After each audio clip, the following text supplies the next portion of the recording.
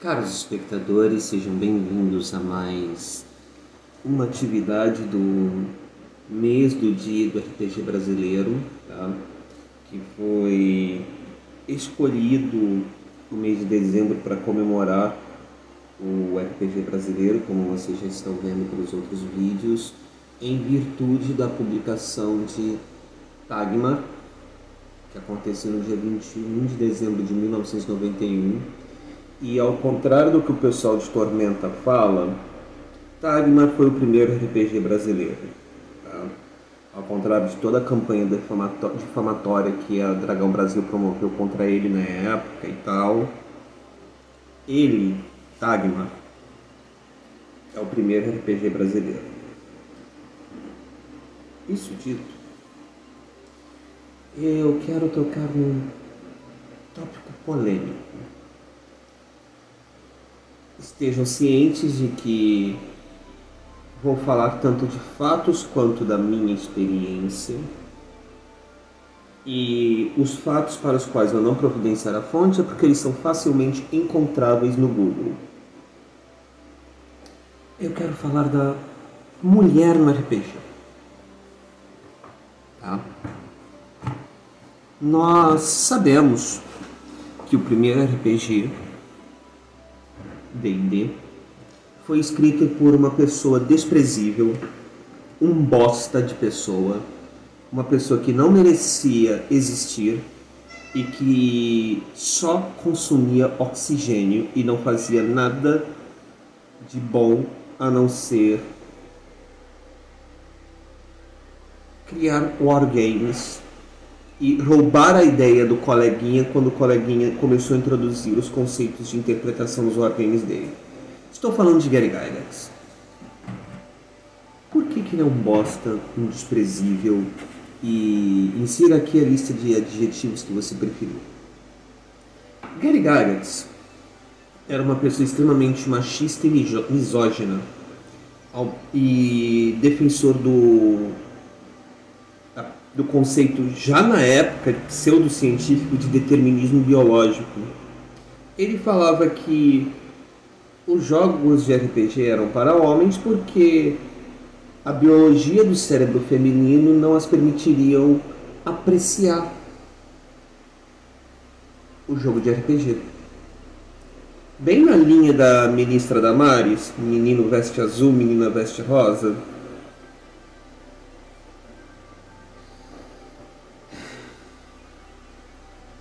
Junte a isso ao contexto histórico dos anos 70 nos Estados Unidos, em que os nerds eram realmente preteridos pelas mulheres a favor dos veteranos de guerra, soldados, dos jogadores dos times de basquete, futebol da escola, e você vê que na sua origem o RPG foi muito excludente. Apesar de Gygax, que seu nome seja esquecido e atirado nas profundezas do inferno onde ele merece estar, basear o seu jogo D&D na fantasia tolkieniana, parece que ele esqueceu que o legendário de Tolkien tem muitas mulheres fortes, muitas mulheres importantes para a história, que não eram apenas penduricários de cenário, como Galadriel, que foi uma força motriz durante a Segunda Era, tá? A mãe de Húrin, que eu esqueci o nome,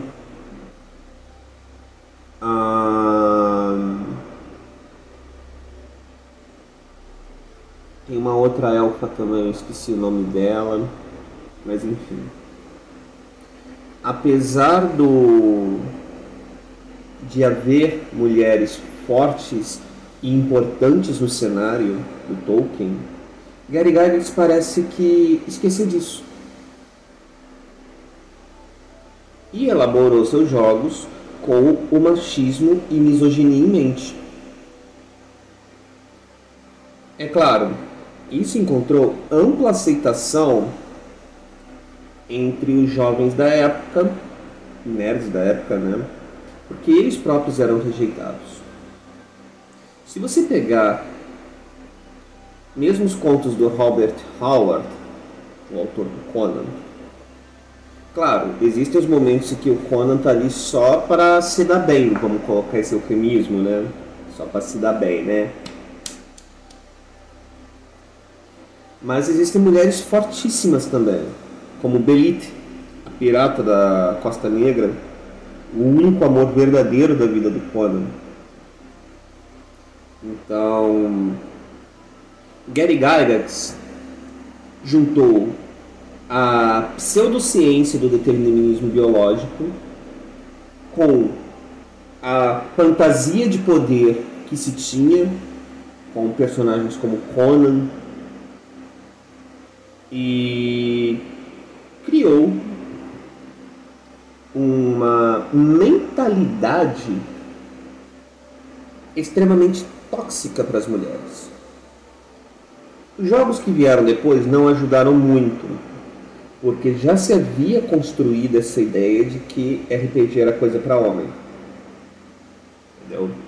Você pega os jogos no início dos anos 80, o Tunnels and Trolls, Empire of Petaltrone, o Holy Master 3D6, são fantasias de poder.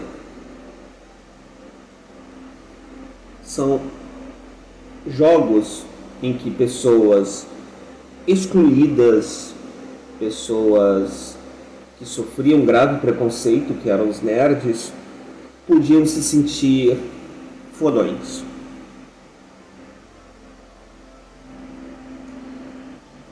Por que isso é complicado?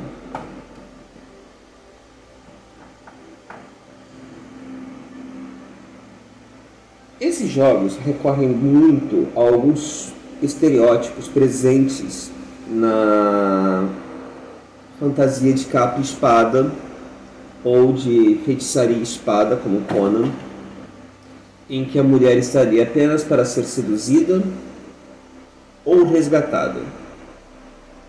Como eu já comentei anteriormente, ou é a princesa, a donzela em perigo que os heróis têm que salvar. Sequestraram a princesa filha do rei, contrata-se aventureiros para resgatá-la.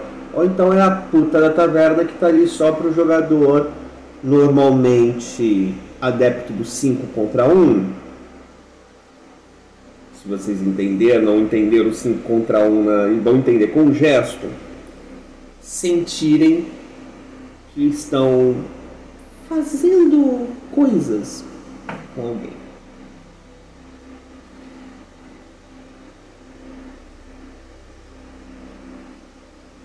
Além disso, os primeiros jogos sofriam de um mal gigantesco, que é a mentalidade colonialista. Como é que você ganha XP em D&D, por exemplo? Matando monstros e pilhando tesouros. Você é um herói porque você cometeu um genocídio. Para tentar amenizar isso, os monstros são tidos como malignos. Só que bem e mal são conceitos extremamente relativos. Entende? E... bom, não precisamos dizer o quão fascista essa ideia de validar a aniquilação do outro apenas porque ele é rotulado como maligno é. Hitler e Mussolini fizeram isso didaticamente.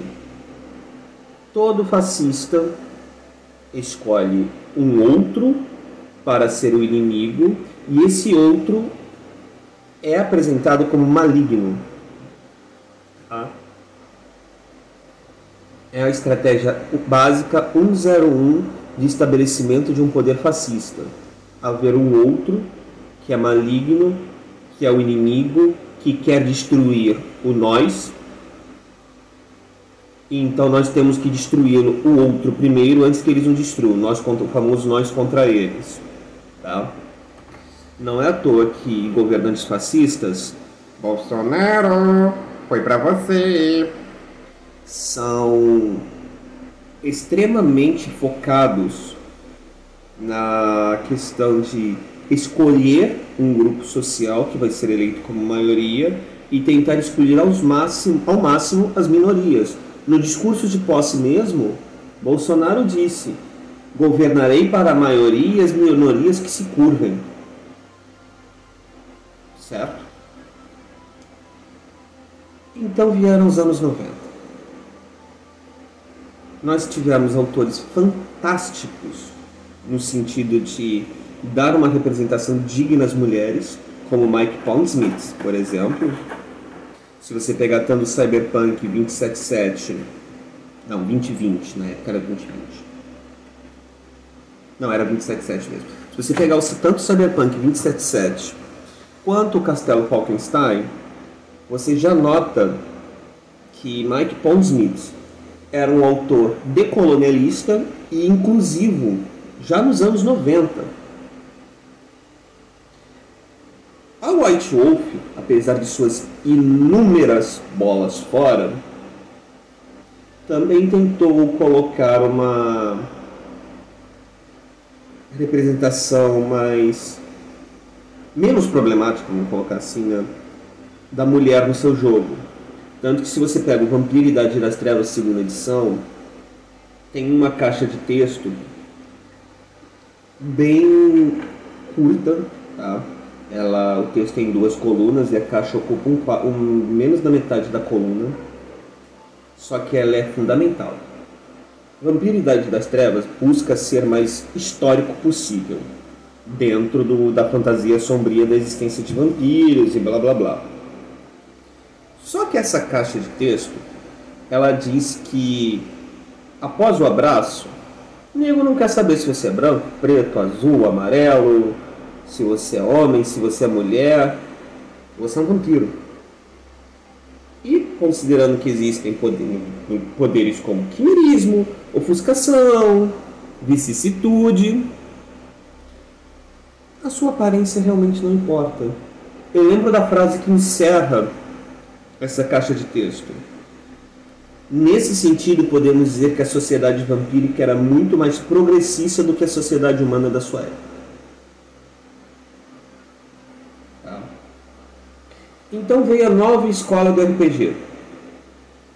O Apocalypse World, com o Apocalypse World Engine, que gerou os PBTAs, e Fate.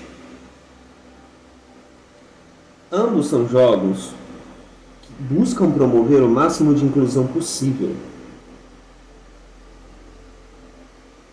Fate tem por política ser abertamente antifascista, tá?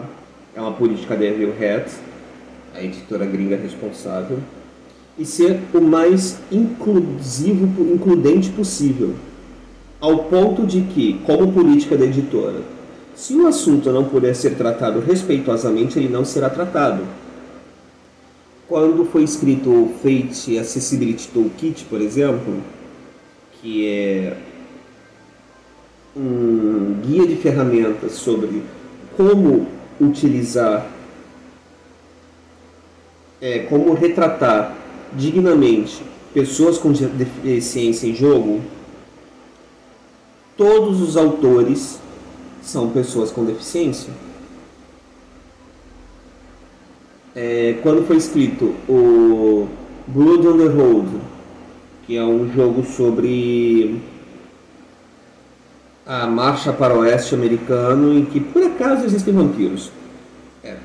Vampiros e oeste selvagem americano. A Evil Hat sempre teve uns conceitos fora da caixinha. Esse jogo foi escrito por uma autora norte-americana de um dos povos originários. Eu não lembro se ela é Cherokee ou Navarro, mas de um dos povos originários da América do Norte. Tá? Por que essa digressão? Tanto o movimento ASR quanto o movimento OSE, apesar de representarem releituras, carregam, por conta da base, os mesmos problemas que o D&D do Gygax tinha,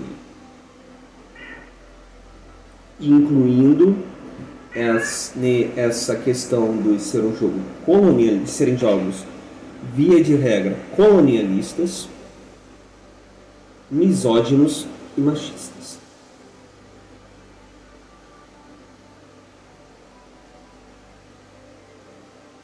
A representação das mulheres em jogos de RPG atualmente oscila entre uma representação extremamente respeitosa. Eu posso citar como, por exemplo, um jogo nacional, Goddess Save the Queen. Ainda não li, infelizmente, está na minha lista de coisas para comprar,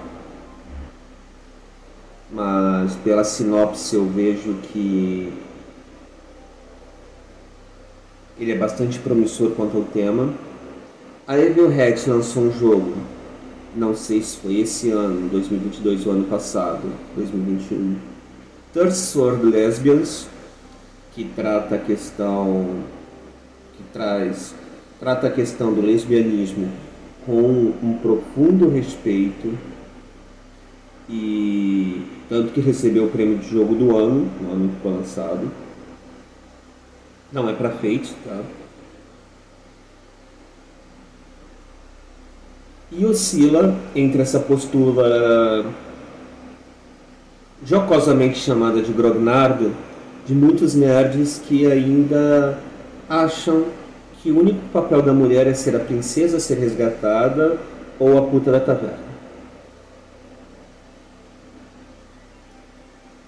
Isso dito, agora eu quero falar também das situações da jogadora mulher de RPG. Existem, tá? Caso você não conheça. Existem muitas até hoje em dia. Mas para quem é das antigas, quem é dos anos 80 e 90, vai lembrar que elas não eram tão comuns assim. Por quê?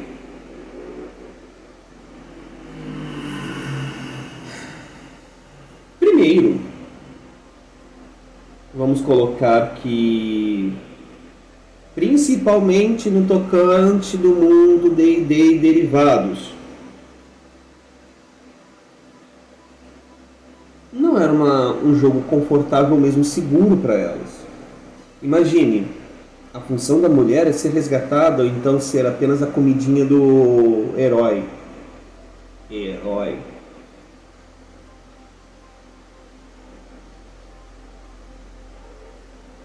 Nesse ponto, explica-se que, pelo menos aqui no Brasil, Vampiro à Máscara tenha sido muito mais popular entre as mulheres jogadoras de RPG do que D&D. Porque a White Wolf, apesar de todos os seus problemas que a gente conhece muito bem, ela evitava o tropo o estereótipo da mulher indefesa e tal, tanto que se você pegar os romances de clã, os livros de clã, existem várias mulheres dentro do cenário do mundo das trevas extremamente poderosas e influentes. Citando Vampiro à Máscara, posso falar Victoria Ash, Aizen Stutbridge, Fátima, a que todo mundo vai lembrar, Lucita, entendeu? Lucrezia Giovanni,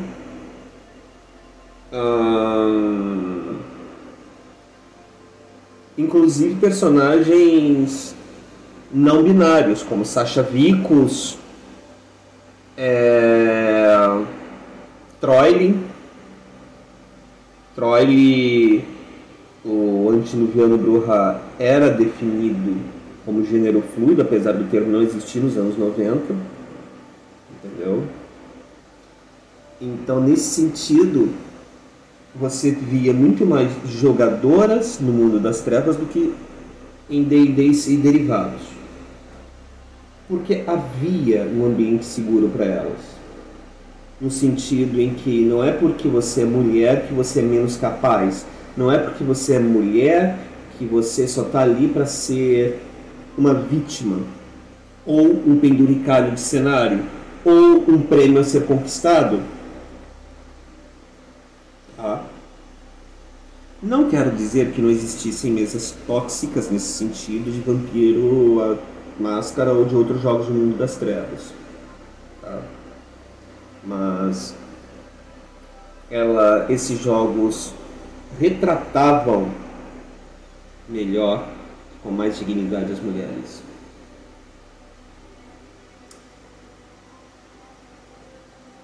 E é aquilo. Se você não se sente seguro para realizar uma atividade, se você não se sente representado por aquela atividade, o que você está fazendo ali? Então é compreensível que o número de mulheres RPGistas nos anos 80 e 90 era bem baixo. Isso mudou agora. A gente viu um monte de jogadoras de RPG, autoras de RPG, mas ainda assim existem muitos grupos e muitos jogos que mantêm a postura tacanha. Isso dito, eu acredito que você esteja com uma pergunta em mente. Como eu faço para ter, ou pelo menos ser receptivo a jogadoras de RPG?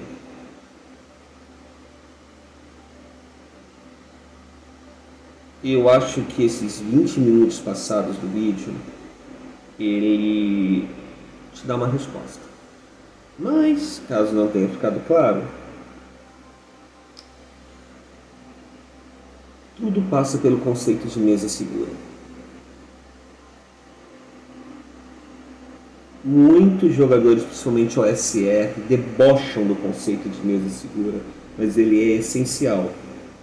Basicamente, apresentando de uma maneira estupidamente resumida e reducionista, o conceito de mesa segura diz que a mesa de jogo deve ser um lugar seguro e confortável para todos os jogadores.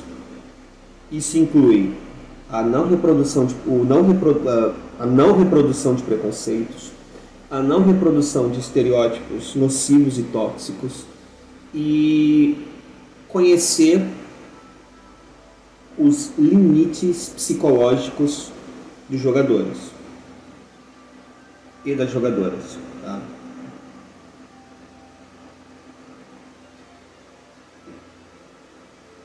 Se você quer promover uma mesa inclusiva na qual uma mulher se sinta à vontade para jogar, uma pessoa com deficiência se sinta à vontade para jogar, uma pessoa LGBTQIA+, a sigla é essa hoje em dia, ela vive mudando. Eu nunca consigo decorar qual é a sigla atual, gente. Não.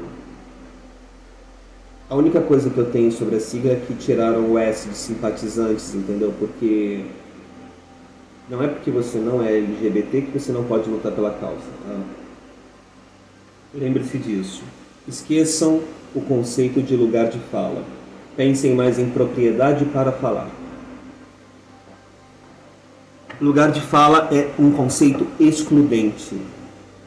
Porque você pega uma pessoa que talvez tenha muito para contribuir e você simplesmente joga fora a contribuição dela porque ela não tem lugar de fala.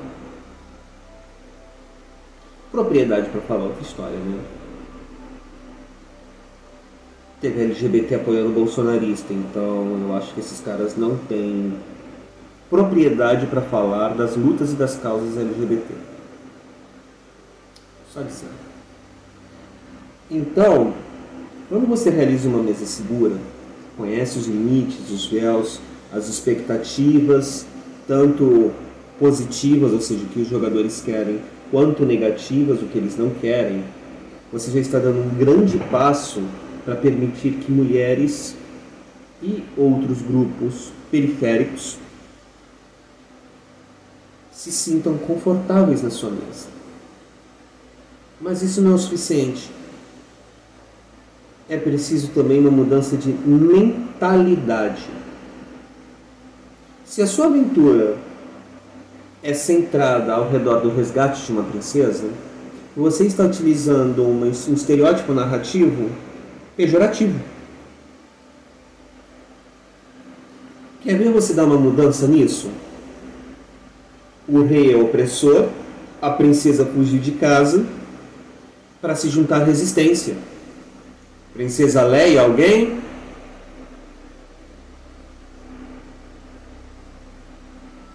Viu como com uma pequena mudança na forma de pensar e adicionando elementos, você consegue transformar mesmo narrativas mais simples, mais tradicionais em algo mais inclusivo? Em algo mais propício? Ainda assim, a mulher no RPG brasileiro, não vou falar lá de fora, eu moro no Brasil, eu conheço a realidade do Brasil, então eu não tenho propriedade para falar como a coisa é em outros países. Mas a mulher lá de fora, aqui no Brasil, ainda enfrenta muita dificuldade em determinados grupos. Primeiro porque é mulher. Isso por si só já a coloca numa posição de vulnerabilidade.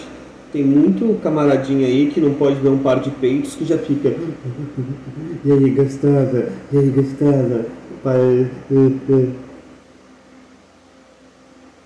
Tem muito camaradinho aí que não sabe respeitar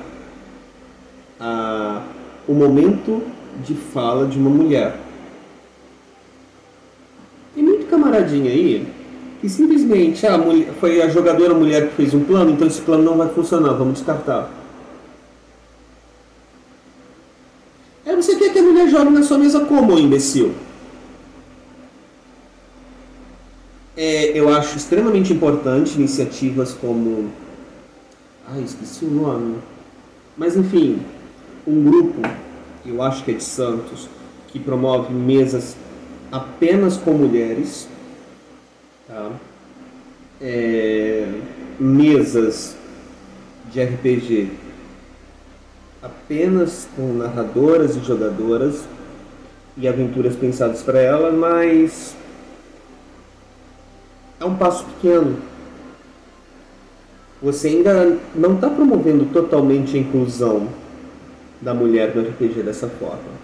Você está trazendo a mulher para jogar RPG, mas você não está fazendo com que a mentalidade nociva, a mentalidade tóxica, a mentalidade misógina e machista desapareça do rock. Você precisa, mais do que isso, para fazer a coisa acontecer. E outra, não vai ser uma iniciativa isolada em Santos que vai resolver o problema. Grupos seguros, comunidades seguras, aventuras escritas sem serem pejorativas, jogos que não tratem a mulher apenas como um objeto e outras coisas ainda são necessárias. Não estou dizendo que não existam, vejam bem. Citei, por exemplo, Goddess Save the Queen, mas ainda existem jogos, aventuras e jogadores que tratam a mulher de maneira extremamente pejorativa, extremamente negativa, e isso pode ser traumatizante até. Imagina, por exemplo, você nunca jogou futebol na vida. Pô, legal, vamos jogar assim, assim, assim. E logo na sua primeira partida, sem motivo, te dá um socão no nariz. Você vai querer voltar a jogar futebol? É o mesmo raciocínio. É o mesmíssimo raciocínio, gente. Isso, inclusive, é o motivo pelo qual a gente vê nas gerações dos anos 80 e 90 menos mulheres RPGistas do que nós temos hoje. Por causa disso. Por conta do imbecil, do bosta, do doente, não tem outra palavra para descrever Gary Gygax, doente, que acreditava no determinismo biológico e criou toda uma cultura e todo um hobby calcado no pensamento em que mulheres não apreciariam o jogo de RPG. Mulheres são tão criativas quanto o homem, porque criatividade não é uma coisa que dependa de gênero. Mulheres gostam de história, porque gostar de algo é algo que não tem nada a ver com gênero. Então não reproduzam,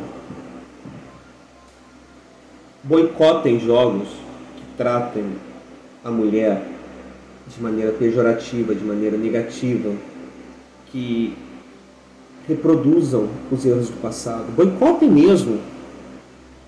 Só assim a indústria vai entender que estamos querendo dar um basta no machismo e na misoginia que existe no nosso hobby. E não vem me falar que não tem, não. Se você falar, mas eu não concordo com você, porque eu tenho até uma jogadora no meu grupo. É a mesma coisa que uma pessoa virar e falar, eu não sou homofóbico, eu tenho até amigos gays, Um abraço, sim. Então, se você quer promover a inclusão, a mudança começa em você.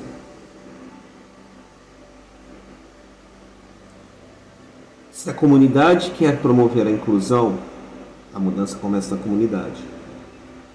Boicotar autores e jogos que não dão um tratamento respeitoso à mulher é só o primeiro passo.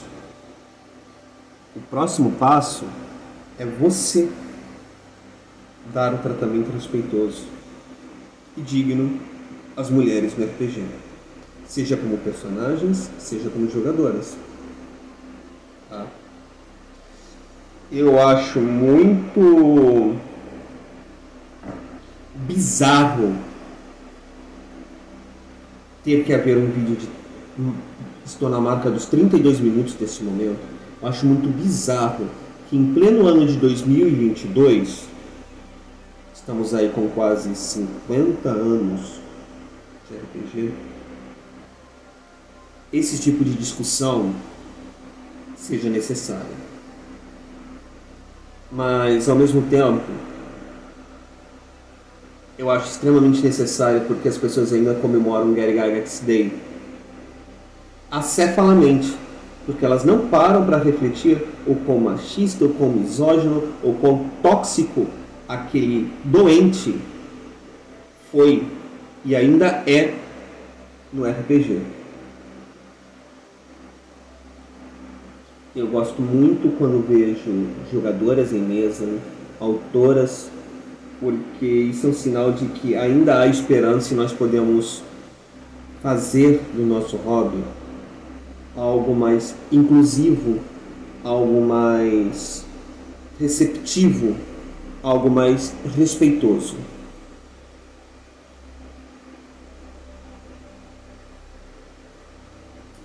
Até ler um livro de OSR e ver que e ficar com a impressão de que